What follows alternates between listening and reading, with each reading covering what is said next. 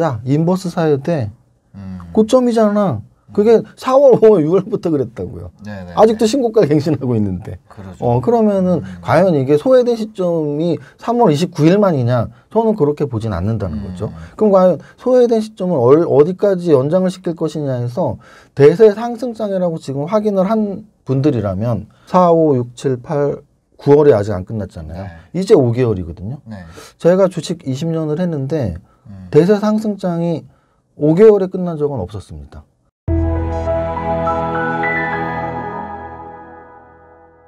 그 활동 계좌라 그러나요? 그 중에 80% 정도가 네. 연간 기준으로 보면 손실이 난다. 네. 10% 제자리다. 네. 수익 보는 사람은 10%밖에 안 된다. 이런 얘기를 들었었거든요. 네.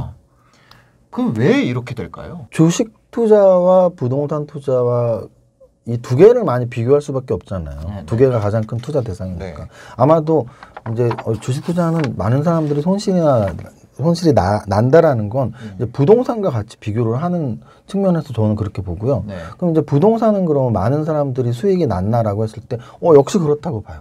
우리나라의 특성상 부동산 시장은 특히 주택 가격은 뭐 계속 좋았기 때문에 물론 금융위기 직전 뭐 2007년 꼭지에서만 7, 8년 정도는 고점을 못 돌파했을 때도 있었지만 뭐 여태까지는 그래도 고점을 계속 갱신하면서 네네. 부동산은 전 국민이 집 하나 사놓으면 그래도 부동산 가격은 안 떨어져 라는 일반적인 공감대가 형성이 돼 있는 것이고 주식은 이제 딱 그 반대죠. 주식은 야, 내 주변에 10명 중에 9명은 다 까먹었어. 실제 그 뭐 증권회사에도 그렇게 얘기를 해. 근데 이제 그거에 대해서 저는 두 가지의 추론을 한다면 하나는 주식 상품이라는 게 원래 그렇다. 그 이유는 승자 독식 게임일 수도 있는 거거든요. 부동산은 내가 집 하나 사놓으면 이게 올라가면 다 전 국민이 돈 버는 거지만 주식은 분명히 사놓고 10년, 20년을 갖고 있지는 않는단 말이죠. 사고팔고를 하는데 대부분의 분들이 우리가 카지노에서 돈 따는 유일한 방법은 땄을 때 일어나라는 것이다를 생각한다면 주식은 대부분이 잃었을 때 일어나거든요. 대부분 잃었을 때 일어나요. 그렇죠. IMF 때 축축축 떨어질 때 난 죽어도 주식 안 해. 금융위기 때 툭툭툭 떨어질 때 난 죽어도 주식 안 해. 코로나 위기 때 아마 2월, 3월에 다 팔고 난 죽어도 주식 안 해 했던 분들이 있었을 거거든요. 그러면 당연히 10명 중에 8명은 다 하락장에서 주식을 그만두니까 패자일 수밖에 없는 거죠. 그거를 버틴 10명 중에 1명이 승자가 되는 거고요. 네. 그 시스템이 하나가 있고요. 또 하나는 저는 본다면 이 주식 투자의 접근 방법의 차이인 것 같아요. 여태까지는 10명 중에 9명은 왜 손실을 봤냐면 아까 말씀드렸던 단기 매매의 적성도 맞지도 않고 직장인이고 9시부터 3시 반까지 장을 볼 수도 없고 이런 분들의 주식 투자의 그런 방법이나 행태들이 단기 매매를 했어요. 할 수 없는 분들이. 회사에서 화장실에서 숨어서 한다거나 네. 누구한테 듣고 한다거나 뭐 사라고 얼마에 사라고 얼마에 팔라고 굉장히 의존적이었던 거죠. 근데 이 의존적인 게 요즘 얘기가 아니고 예전에는 심지어는 증권사 객장에서 직접 관리를 했단 말이죠. 요즘은 대부분이 온라인으로 또는 MTS로 하지만 예전에는 증권사 영업부 직원분들이 전화해서 사장님 이거 얼마에 살까요? 얼마에 팔까요? 얼마에 살까요? 얼마에 팔까요? 그럼 나는 주식 공부는 일도 안 돼요. 그냥 그 사람이 사라는 대로 사고 팔라는 대로 살고 그러다가 하락장에서 내 원금 반토막 나면 나 죽어도 주식 안 할 거야. 그러니까 10명 중에 8명은 그렇게 아웃이 되는 거죠. 그런데 조금 바뀐 것 같아요. 만약에 제가 생각하기에 한 2, 3년 있다 데이터를 다시 뽑아낸다면 아마도 주식 계좌에서 10명 중에 5명은 수익을 보는 데이터가 나오지 않을까 싶기도 해요. 왜냐하면 굉장히 많이 똑똑해졌어요, 지금. 굉장히 투자자들이 똑똑해졌고요. 책도 많이 읽고 공부도 많이 하고 내가 매매 스타일인지 확인을 해서 매매를 하든지 나는 매매는 안 되겠어. 그냥 우량한 거 사서 투자할 거야. 또는 야 나는 그 투자조차도 시세 차익 이런 거 모르겠어. 난 그냥 배당 또박또박 주는 죽어도 안 팔 거고 그냥 배당 주는 배당주 살 거야. 이렇게 지금 굉장히 똑똑해졌단 말이죠. 그러면 한 2년 후, 3년 후에는 이런 것들이 데이터로 나온다면 전 국민 계좌 튼 사람 중에 절반은 이익이라는 데이터가 나올 수도 있다고 봐요. 지금 현재까지 어떻게 보면 투자 문화가 너무 잘못됐다. 그래서 지금 거의 많이 바뀐 것 같아요. 지금. 그 전에는 이제 진짜 객장에서 전화해가지고 객장이 아니죠. 그 영업직이죠. 그 브로커 하시는 분. 그렇죠. 이제 왜냐하면 주식 투자자 자체가 정보도 없고 종목 선정 자체를 못 하니까 이제 도움을 받는 거죠. 그 나쁘게 표현한 건 아니고 그분들이 이제 전문가니까 사세요, 파세요. 네, 알았어요만 해줄 뿐이죠. 근데 이제 장이 좋을 땐 수익 나면 그분들한테 고마워하는 거고 장이 안 좋아서 손실 나면 계좌에서 돈 빼고 아예 내가 다시 주식 하나 봐라 이렇게 된 또 문화였고 또 그 이후에 이제 HTS나 MTS가 발달하면서는 적어도 증권사 영업 직원한테 도움을 안 받더라도 누군가의 도움을 받던 거죠. 뭐 경제방송을 본다거나 뭐 또 주식 잘하는 친구나 지인한테 물어본다거나. 근데 지금은 저는 자기가 좋아하는 거를 구독해서 보잖아요. 그러면 내가 중장기 투자 스타일이면 그런 교육을 위주로 하는 거를 보는 분들도 계속 있을 그것만 것이고 보게 되고. 그럼 또 내가 차트 뜨면 또 차트 보는 유튜버들도 많더라고요. 그러면 내가 차트 뜨면 차트 보는 사람들 걸 보고. 그러니까 자기 목적에 맞게 공부를 하는 시대가 된 거죠. 예전에는 나는 분명히 중장기 투자에 맞는 사람이었을 텐데 그런 거 공부시켜준 데가 없잖아요. 왜냐면 주식은 학교도 없고 학위도 없거든요. 주식학 박사도 없고 주식 학교도 없어요. 공부할 데도 없는데 나는 분명히 중장기가 맞는 사람인데 맨 차트 보는 사람들이 사고 팔고를 시키는데 그대로 하다가 그냥 떨어져 나간 거죠. 방송을 매일 하려면 그걸 해야 되니까. 경제방송에서 그렇죠. 방송을 매일 해야 되니까 매일의 이슈를 다룰 수밖에 없는 거예요. 그렇죠. 근데 이제 지금은 나한테 맞는 채널들 또는 그런 자료들을 충분히 찾는 시대가 됐다. 그래서 아마 투자자, 아까 말씀드린 성공 투자자가 되려면 지식과 경험이 중요한데 지식을 쌓는 수단이 너무 많아진 거죠. 그러면 성공 투자자로 가까워지니까 지금까지 데이터가 10명 중에 8명 손해봤다면 저는 적어도 3년 후 5년 후에는 10명 중에 6명 이익 보는 장. 그러니까 평균값이 분명히 가야 되거든요. 10명 중에 5명 손해보고 5명 이익 나는 게 맞아요. 근데 여태까지는 정말 경험과 지식으로 똘똘 뭉친 한 사람이 9명의 목을 먹었다면 그 빈틈이 많았던 거죠. 근데 앞으로는 그러면 주식 잘하는 사람이 큰 수익 내는 게 더 힘들어지겠죠. 다 똑똑해진 시대가 되면. 평범한 소득을 올리는 여러 사람이 늘어나고 그렇죠. 평범한 손실을 보는 여러 명이 생기고. 그렇죠. 평준화가 되는 거예요. 어떻게 보면 그렇게 된 게 더 건강한 시장이 되겠죠. 맞죠. 맞죠. 사실 지금 지수가 많이 아까 얘기하셨던 것처럼 지수 많이 올라왔잖아요. 많이 올라왔어요. 그리고 뭐 종목 개별 종목으로 보면은 뭐 2-3배 간 종목들도 많고. 그럼요. 그러니까 지금의 뒤늦게 좀 늦었다 이런 마음이 들거든요. 드는 분도 있는 것도 공감합니다. 그러면 지금 시장에서도 진입을 해야 되는가? 저는 추세 매매자예요. 그러니까 추세 매매 또는 성장주 투자 같은 말이라고 저는 보거든요. 차트에서는 올라가는 추세를 좋아하는 또는 재무제표로 본다면 성장하는 회사를 좋아하는 결국은 성장하는 회사는 재무제표상으로 5년 10년 성장을 했을 것이고 주가도 올랐을 것이고 그럼 상승 추세 종목 성장주 투자는 같은 말이에요. 근데 저는 그쪽 사람이에요. 근데 그 반대에 있는 예를 들어서 하락 추세의 역배열 종목을 좋아하거나 또는 야 이거 가치 대비 너무 많이 빠졌어 이런 걸 좋아하는 분들이 있다고 친다면 10명의 투자 중에 반반이라면 성장주 투자, 추세 매매 투자 쪽에서는 지금도 당연히 진입할 시장이라고 보고요. 반면에 야 나는 기업 가치 대비 이렇게 오르면 뭐 금융장세고 뭐고 목표가가 앞으로 더 많이 나가고 나는 이건 못 사. 또는 야 이게 이격이 이렇게 벌어지고 지금 5개월 동안 3배가 오른 걸 어떻게 사? 이런 분들에게는 지금 진입하면 안 되죠. 그럼 이제 결과는 나중에 나오겠죠. 만약에 1년 후에 지금보다 또 지수가 더 올라 있다면 성장 투자 추세 매매 하신 분들이 승전보를 올리는 10명 중에 5명이 포함된 것일 거고요. 또는 반대로 지금부터 1년 후에 지수도 떨어져 있고 종목도 떨어져 있다면 가치 투자 또는 역배열 종목 좋아하는 분들이 10명 중에 5명 승전보를 울리고 있겠죠. 계속 말씀드리는 저는 현재 시점에서의 저희 예측 그리고 대응만 할 뿐이지 1년 후에 진짜 지수가 오를지 떨어질지 뭐 아무도 모르는 거니까. 만약에 진짜 내가 저평가된 주식만 사는 분들은 코로나 때 다 진입을 했어야죠. 그리고 지금 팔았겠죠. 지금.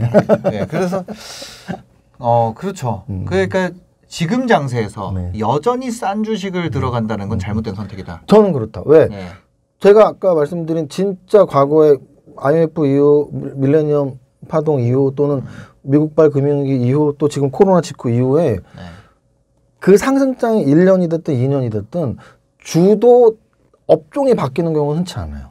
주도 업종이 바뀌는 경우. 그 주도 업종 내에서 대장주가 바뀌는 경우는 있어도 네. 그럼 지금 주도 업종은 정해져 있어요. 네. 4차 산업혁명 관련, 네. 소위 말하는 언택트 또는 4차 산업혁명 관련. 이 주도주가 저는 상승장이 끝날 때까지는 안 바뀐다고 보거든요. 주도주가 올랐다가 조정받았다 다시 올랐다. 그게 원래 상승장의 주도 업종이고 대장주거든요. 네. 근데 나는 지금 너무 오른 건 못 사겠어. 떨어져 있는 거 살 거야? 그거는 이런 논리로는 맞지는 않아요. 그럼 떨어진 걸 사고 싶으면 지수가 꺾여갖고 지수가 많이 하락했을 때 떨어진 걸 사시는 게 낫죠. 벌써부터 컨택트에 관심 가져. 이런 말 굉장히 많이 합니다.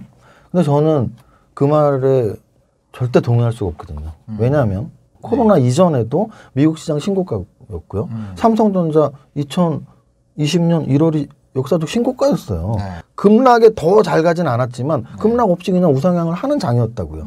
그건 무슨 얘기냐면 코로나 이전 2020년 1월의 주가 차트를 보면 지금 다 여러분들 확인할 수 있습니까? 2020년 1월 달로 기준점으로 차트를 보면 삼성전자 신고가뿐 아니라 네이버, 카카오 다 신고가였거든요. 그렇죠. 이걸 왜 언택트라고 하고 이걸 왜 코로나가 끝나면 끝났냐고 하냐고요. 코로나가 아니었을 때도 얘네는 올랐거든요. 역사적 신고가까지. 그 얘기는 뭐냐면 우리가 관점을 달리 본다면 걔네들은 코로나 관련 언택트가 아니고 4차 산업혁명 관련주예요. 코로나 때문에 4차 산업혁명이 시작된 게 결코 아니거든요. 그렇죠. 코로나가 없어진다고 해서 4차 산업혁명이 끝나는 것도 결코 아니에요. 코로나 때문에 테슬라가 생긴 것도 아니고요. 코로나가 없어진다고 테슬라가 없어지는 것도 아니에요. 그렇죠. 그래서 저는 언택트, 컨택트는 완전히 반대고요. 4차 산업혁명이 코로나 때문에 언택트라고 불리는 거지만 코로나가 없어져도 4차 산업혁명은 계속 되는 것이고 그럼 경제학에서 결국은 진짜 GDP가 상승하는 경제성장, 가장 큰 경제성장은 기술혁신이거든요. 우리가 지금 사람들이 IMF 때 너무 떨어졌으니까 인생역전이 나온 그런 강한 장이 왔지라고 하면 그 시대를 잘못 판단하고 있는 거죠. 저는 그 시절에 주식을 시작했으니까 그 시절은 IMF 직후에 반등하는 장이 아니었고요. 우리나라로 치면 벤처 열풍, 미국으로 치면 인터넷 혁신 시대였어요. 그때 빌 게이츠의 생각의 속도를 봤더라면, 그때 미국의 구글에 관심을 가졌더라면, 그때 그때는 다음 네이버였는데 지금 카카오로 바뀌었지만 그때 다음가 네이버에 관심을 가졌더라면 그거는 IMF 직후의 반등이 아니고 인터넷 혁신주들의 관심을 가진 거거든요. 그래서 지금도 마찬가지로 뭐 코로나 때문에 언택트, 비대면 이런 게 좋아. 그거는 그야말로 일시적 테마로 끝날 수 있지만 길게 봐서 4차 산업혁명 관련주들은 코로나와 상관없이 굉장히 좋았었고 지금도 좋고 앞으로도 좋을 가능성이 높다. 왜냐하면 4차 산업혁명이 아직 끝나지 않았으니까. 근데 그 싼 컨택트 주식을 사고 싶다면 지금 사는 건 아니다. 지수가 꺾이고 나서 컨택트 죽고 언택트 죽었을 때 야 이제 반등이 온다면 정말 싸 보이는 컨택을 사야지 뭐 이런 접근은 몰라도 지금 상승장이고 주도주가 있는데 야 저 주도주는 너무 비싸. 안 움직인 거 살 거야. 안 움직인 거는 상승장 가는 내내 안 움직인다는 게 과거의 정설이에요. 과거 차트 보면 다 나와 있거든요.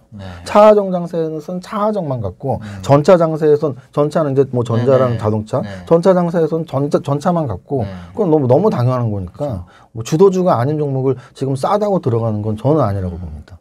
뭐 네이버, 카카오 같은 경우 얼마 전까지 굉장히 눌렸잖아요. 지금도 눌려 있고. 그렇죠. 지금 고점 대비 한 15% 정도. 10에서 15. 지금 살만한 위치라고 생각을 하시나요? 일단 네이버, 카카오 두 개 다 아까 말씀드렸던 코로나 이전에도 대장주였고 코로나 이후에도 대장주 역할을 확실히 했고요. 시가총액 자체도 지금 네이버가 뭐 3, 4위 왔다 갔다 하고 카카오도 지금 7위, 6위 왔다 갔다 하니까 확실한 주도주죠. 그러면 주도주라고 해서 하늘 천장 모르고 매일 오르는 건 아니니까 분명히 꺾이고 조정받는 타이밍이 있는데 지금은 딱 일단 꺾이고 조정받는 타이밍인데 이제 이게 가격 조정이 있고 시간 조정이 있어요. 기간 조정. 저는 가격 조정은 얼추 됐다고 봐요. 이게 주도주고 장이 계속 간다면. 그러면 근데 기간 조정이 남았는데 기간 조정도 그렇게 길진 않을 겁니다. 그래서 뭐 두 종목 중에 내가 평소에 야, 나 저 둘 중에 하나 꼭 갖고 싶었는데 비싸갖고 못 샀다. 그럼 뭐 이 정도에서 뭐 당장 월요일 뭐 당장 사라는 건 아니지만 지켜볼 필요는 분명히 있다. 안 오른 종목보단 그 두 개를 지켜볼 필요가 있다고 보고요. 만약에 둘 중에 하나 뭐가 더 좋냐? 아까 제가 말씀드린 결단력이 있어야지 주식에서 성공한다는 측면에서 둘 중에 하나는 찍을 줄 알아야 된다고 봐요. 제가 찍는 건 카카오입니다. 카카오. 왜냐하면 카카오뱅크가 남아있으니까. 지금 사실 하반기 대여 장세였거든요. SK바이오팜 상장되고 카카오 게임즈가 상장되고 빅히트가 상장 예정이고 네. 지금 카카오뱅크 얘기가 계속 나오고 있는데 네. 저는 이런 여러 가지 자회사들이 계속 상장이 되고 또 카카오페이지도 남아있고 네. 그래서 네이버 카카오 둘 중에는 카카오가 좀 더 차트도 이쁘고 이런 재료들도 있고 이렇게 네. 봅니다. 열심히 한다면 네. 중간 이상은 분명히 간다고 봐요. 중간 이상은 된다. 그럼요. 까먹지 않을 수 있다. 슈퍼게임은 안 돼도 저는 네. 성공 투자는 분명히 된다고 봐요. 어느 분야에서건 열심히 하면 중간 이상은 가는 것 같아요. 그리고 네. 열심히 안 하면 당연히 중간 이하겠죠. 타고난 네. 성품이 있더라도 네, 열심히 네. 안 하면 중간 이하. 근데 이제 열심히 하면 타고난 자질이 없더라도 중간 이상. 근데 열심히도 하고 타고난 자질이 있으면 이제 슈퍼게임에 가깝게 가는 네. 거죠. 우리가 뭐 메시나 호날두가 열심히만 했다고 세계적인 1등 선수가 되는 건 분명히 아닐 거거든요. 열심히 그렇죠, 한 축구 선수 중에서 네. 타고난 게 있는 거죠. 네. 하지만 그들 정도는 아니더라도 프로리그에서 뛰는 분들은 당연히 열심히는 했겠죠. 네. 그래서 저는 열심히 하는 건 나를 중간 이상으로 이끌 것이고 거기서 원래 타고났다면 뭐 슈퍼게임까지 가는 건데 네. 근데 사실 열심히 해서 중간 이상 가봐야지 내가 타고난 건지 확인이 가능하거든요. 네. 열심히 안 하면 중간 이상을 못 가니까 확인이 아예 안 되는 거거든요. 내가 타고났는지 안 됐는지 확인도 안 되죠. 너무나 네. 확인이 안 되죠. 그래서 기본적으로 일단 열심히 축제해 보시고 한 1, 2년 했는데 나는 그래도 중간 이상은 간다. 네. 그러면 은행금리보다 훨씬 많이 버는 거잖아요. 네, 그리고 그때 성공 투자였죠. 네. 근데 이제 정말 타고났다면 조금 더 큰 금액을 벌겠죠. 그 정도의 노력이면 뭐 하루에 한두 시간 또는 재테크 서적 좀 공부도 하고 네. 지금 진짜 오늘 기준에서 7, 8%의 수익도 아까 말씀드렸듯이 은행금리와 비교한다면 네. 굉장히 이제 높은 수준이 돼버린 그렇죠. 거죠. 그래서 이제 그 높은 수익률을 오늘 9월 20일입니다. 네. 그 높은 수익률을 내기 위한 투자 대상이 얼마나 많냐고 했을 때 네. 크게 봐서는 사실 별로 없어요. 왜냐면은 이게 원래 이제 그 자산 배분 포트폴리오에서 기본적으로는 주식과 채권 그리고 이제 대체 투자가 뭐 거기 부동산이 들어가고 하는데 뭐 우리나라의 특성상 특히 네. 또 개인 투자자의 특성상 부동산을 대체 투자로 넣을 수는 없으니까 또 채권 투자를 기본 투자로 넣을 수는 없으니까 개인 투자자 중에 채권 투자하는 분들이 몇이나 될 것이며 또 부동산을 안 하는 분들이 몇이나 되겠어요. 그렇다면 개인을 위한 최적 자산 포트폴리오는 결국 부동산하고 주식밖에 없는 거예요. 제 생각엔. 네. 그러면은 이제 질문을 다시 돌아가면 주식 투자를 이 시대에 꼭 해야 되냐 이 시점에서. 예를 들어서 7%에서 8% 정도 목표 수익률이라고 했을 때 주식 투자가 베스트 자산인가? 저는 현재는 베스트라고 봅니다. 그 이유는 방금 말씀드렸듯이 이제 국한을 시켜서 부동산과 주식 두 개로 국한을 시킨다면 네. 어쨌든 경제학 용어 중에 이제 우리가 대체제와 보완제라는 게 있는데 자금을 갖고 있는 자금 수요자들의 측면에서는 부동산 투자냐 주식 투자냐 선택의 폭이기 때문에 두 개가 보면 대체제거든요. 그러면 두 개가 다 좋을 땐 배분을 하면 되는 것이고 또 둘 중에 하나가 좋으면 그쪽에 자산을 더 많이 넣으면 되는 거거든요. 그럼 과연 이 녹화일 기준으로 주식이 더 좋냐 부동산이 더 좋냐를 판단을 하면 되는 거죠. 그런데 저는 부동산 공부도 물론 완전히 필드 경험이 부동산 전문가처럼 많지는 않지만 네. 뭐 아까 말한 지식과 경험에서 경험은 약한데 지식은 그래도 뭐 석사까지 했기 때문에 부동산 공부를 많이 했거든요. 근데 지금은 분명히 부동산보다는 주식이라는 건 거의 전 국민의 공감대예요. 사례를 들어드릴게요. 네. 강남대로에 이제 회사가 있는데 횡단보도에 서 있으면 이쪽에서 다 주식 얘기예요. 최근 한 달 동안 정말 네. 확실히 경험했습니다. 네. 뭐 네이버가 어떻대, 카카오가 어떻대, 삼성전자가 어떻대. 1년 전만 해도 전혀 주식 얘기 하지 않았거든요. 네. 저도 주식책을 2권을 썼는데 사실은 뭐 이런 표현 쓰면 너무 건방진데 약간의 역주행을 하고 있어요. 책 쓴 지가 3년이 넘었는데 네네네. 약간의 역주행을 하고 있어요. 왜? 요즘에 주식 투자자들이 워낙 많아졌기 때문에. 네네. 그러면은 제가 책 쓸 때 이제 사실은 이제 출판하셨으니까 공감하실 텐데 이 뭐 S24나 이런 데 이제 순위를 좀 보게 되더라고요. 네. 마치 가수가 뭐 순위 프로그램 보듯이. 저는 솔직히 요즘은 안 봤는데 그 당시엔 봤습니다. 제가 2017년, 2018년 주식책을 2권 썼는데 네. 그 당시엔 봤어요. 이 경제 카테고리에서 내 책 순위가 어느 정도 되나. 네. 제 위에 부동산이 다 깔려 있었죠. 그래서 그때 느꼈던 게 부동산 책을 쓸 걸 뭐 이런 생각도 사실 했었거든요. 네네네. 근데 최근에 이제 좀 약간의 역주행을 해서 순위를 봤더니 제 2의 부동산 책이 별로 없는 거예요. 네. 제 2의 대다수가 주식책인 거예요. 네. 그 얘기는 전 국민이 지금 부동산보다는 훨씬 주식에 관심을 갖고 있다는 얘기죠. 그러면 야, 관심 있으니까 꼭지야라고 한다면 뭐 그분들의 생각이죠. 근데 이제 저도 제 생각을 말씀드리지만 관심이 있으니까 조금 더 갈 것이야라는 뜻인 거고요. 왜냐하면 결국은 부동산의 가격이든 주식의 가격이든 수요 공급의 법칙을 벗어날 수 없고요. 그렇죠. 그러면 부동산 수요를 사람들이 더 좋아하는가, 부동산 투자를, 그럼 부동산 수요가 많아지는 거잖아요. 또는 주식 투자를 더 좋아하는가 해서 지금은 확실히 주식 투자를 더 좋아하기 때문에 지금 만약에 6, 7%의 수익을 원한다면 부동산보다는 주식이라는 표현을 분명히 쓸 수 있을 것 같고 뭐 두 개가 가장 큰 투자 대상이니까 6, 7%의 수익을 내기 위해선 주식을 하는 게 타당하다라는 말씀을 드리는 겁니다. 부동산 주식 외의 자산으로 좀 확장을 해봐도 그럴까요? 근데 외의 자산이 저는 그렇게 많지는 않다고 계속 보고 있는 거거든요. 결국은 외의 자산은 채권 아니면은 대체 투자에서 뭐 금 투자, 은 투자 아니면 비트코인까지 이렇게 확장을 시킨다고 해도 그 모든 걸 포함해서도 당연히 주식이죠. 그거는 일단 고객 예탁금이 얘기를 하고 있고요. SK 바이오팜이나 카카오 게임즈의 청약 열풍에서 얘기를 하고 있어요. 돈이 여기 몰려 있는데 굳이 안 몰려 있는데 들어갈 필요는 없는 거죠. 그렇죠. 근데 보통 이제 저희가 이건 주식 투자하는 분들을 만나면서 좀 들은 이야기인데 소외되고 있을 때 들어가서 물 들어올 때 이제 팔고 이게 주식 그렇게 하는 게 좋다. 그러면 이제 저는 그런 생각이 드는 거죠. 소외되어 있을 때는 과연 어느 시점이었냐. 지나고 알 수 있는 건데 지금 딱 지나고서 말씀드릴 수 있는 건 3월 29일이 소외되어 있을 때예요. 그렇죠. 코로나 저점 3월 29일. 그때 많이 샀어야 되는데. 그때 코스닥 저점이 뭐 450포인트 정도였고 거래소 저점이 1400포인트였으니까. 그러면 인생 역전의 기회가 한번 있었죠. 그렇죠. 근데 인생 역전까지는 아니었던 것 같아요. 왜냐하면 최고 많이 오른 게 신풍제약이에요. 그 3월 29일부터 오늘까지 가장 많이 오른 종목이 신풍제약인데 거의 20배가 올랐죠. 근데 그 종목 사서 20배 오르지 않았다면 웬만한 분들은 한 2배, 3배 정도를 벌었을 거라고요. 인생 역전 정도는 아니잖아요. 예를 들어 내가 5억 가지고 있었는데 그거 그날 한번 딱 몰빵 쳤으면 15억이 되는 거잖아요. 물론 그렇죠.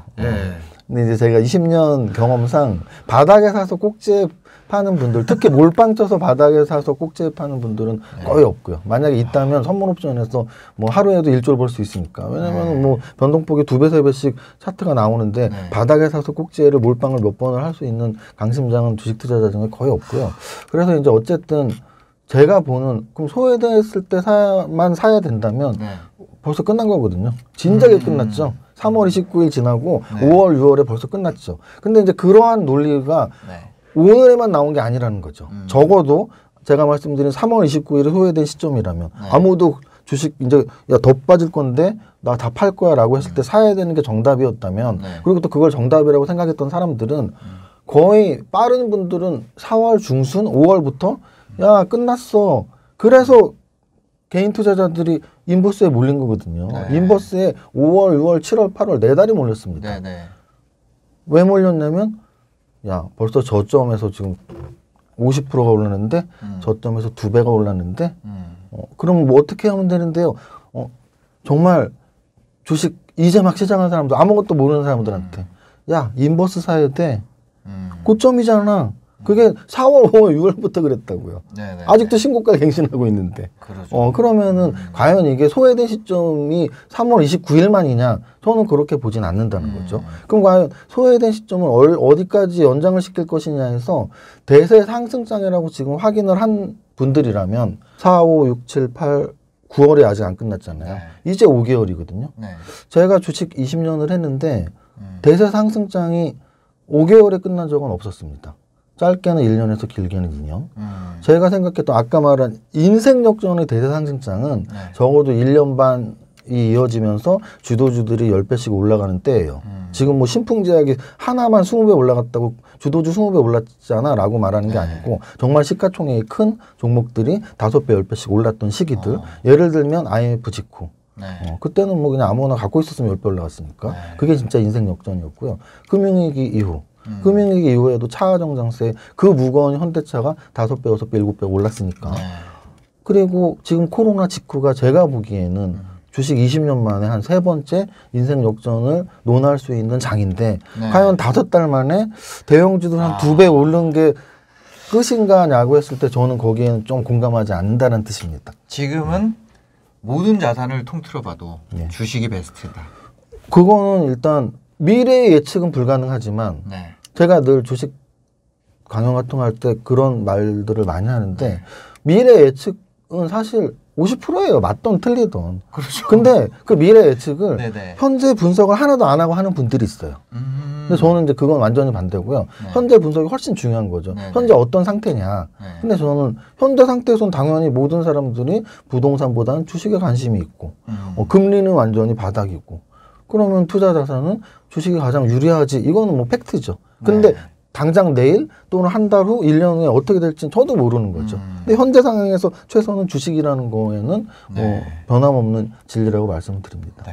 그럼 직접 투자로 오늘 뭐 한 아까 얘기하셨던 6% 7% 네. 이 정도 낮은 올릴 수 수익률 있는 그런 방법을 얘기해 주실 수 있나요? 네. 그러면 결국은 낮은 수익률이냐 높은 수익률이냐의 차이는 네. 안전한 종목이냐 안 안전한 종목이냐의 차이인 거죠. 네. 이제 안전한 종목에 투자를 하셔야 되는 거고 네. 또 굉장히 매매 횟수를 줄여야 되겠죠. 네. 왜냐하면 내가 매매를 해서 수익을 한 번에 낼 자신이 있다면 한 번에 10번 되고 100번 되는 게 복리 효과가 있을 거란 말이죠. 네. 근데 한 번 낼 확률이 한 번 들어가서 50% 이상이라면 매매 자주 해도 돼요. 근데 50% 비슷하거나 안 된다면 당연히 매매를 해서는 안 돼요. 할수록 떨어지겠죠. 그렇죠.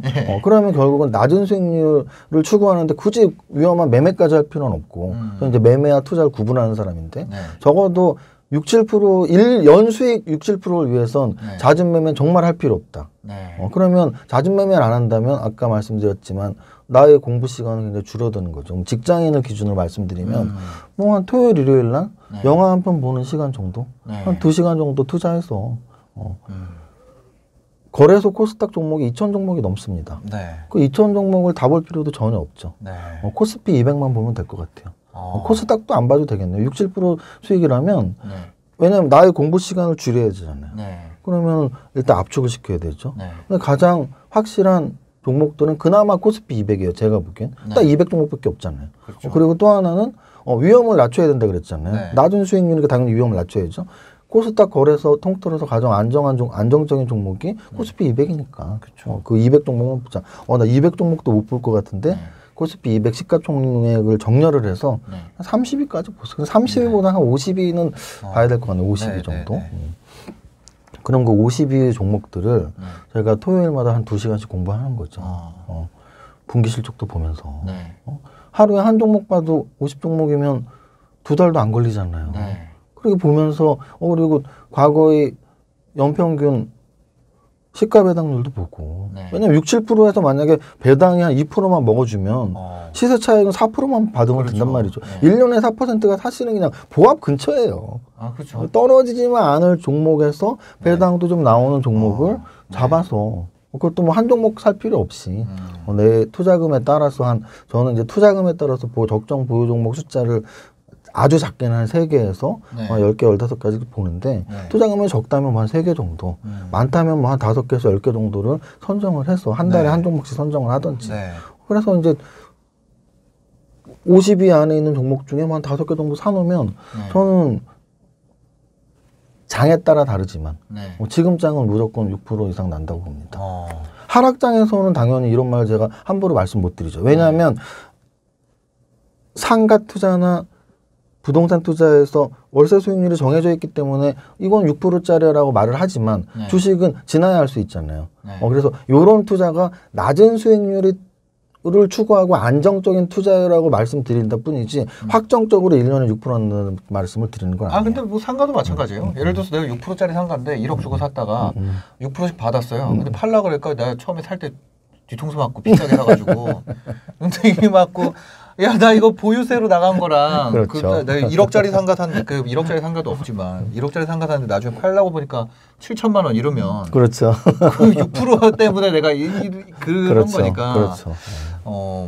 그 뭐 다 그렇죠. 세상에 네. 뭐. 그래서 이제 어쨌든 확정적인 건 아니고 확률적인 건데 네. 이 정도의 장에서 코스피 200 시가총액 50위 안에 네. 적당하게 내가 이거 좋네 하는 것들을 주말에 한 2시간 투자만 한다면 그 정도 수익률을 추구할 수 있는 장이다라는 말씀입니다. 그럼 예를 들어서 하락장에서 대응할 수 있는 방법들은 어떤 게 있을까요? 결국 하락장에서는 저는 이제 선물 옵션도 많이 해본 사람의 경험에서 말씀을 드리면 선물 옵션 파생 상품을 안다면 당연히 뭐 선물 매도, 풋옵션 매수, 콜옵션 매도로 가면 되는데 선물 옵션을 하지 않는 분들이라면 저는 인버스는 반대예요. 인버스는 반대. 인버스는 사실은 파생 상품하고 거의 똑같은 상품이거든요. 근데 주식 투자하시는 분들도 좀 웃긴 게 파생은 도박인데 인버스는 사래. 저는 그 논리가 제일 웃기더라고요. 파생은 도박인데 인버스를 사라는 거는 무슨 경우인지를 모르겠는데 어쨌든 아마도 레버리지 때문일 거예요.